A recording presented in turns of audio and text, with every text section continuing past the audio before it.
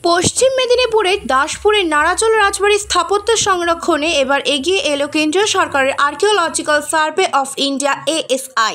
2008 সালে রাজ্য সরকার প্রায় 600 বছরের পুরনো এই রাজবাড়িটিকে হেরিটেজ ঘোষণা করে।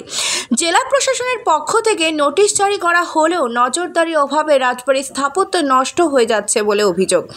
ASI কলকাতা সার্কেল থেকে পশ্চিম মেদিনীপুরের জেলা শাসকের কাছ থেকে নো অবজেকশন সার্টিফিকেট চাওয়া হয়েছে।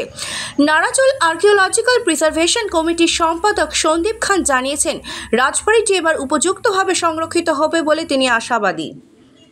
রাজবাড়ি সহ অন্যান্য স্থাপত্যগুলি জাতীয় সংরক্ষণের জন্য যে কলকাতা সার্কেল যে সুপারিশ করেছেন তার এনওসির জন্য ডিএম পশ্চিম মেদিনীপুর মহাশয়ের কাছে কলকাতা সার্কেলের সুপারিনটেন্ডেন্ট উনি এনওসি চেয়ে পাঠিয়েছেন।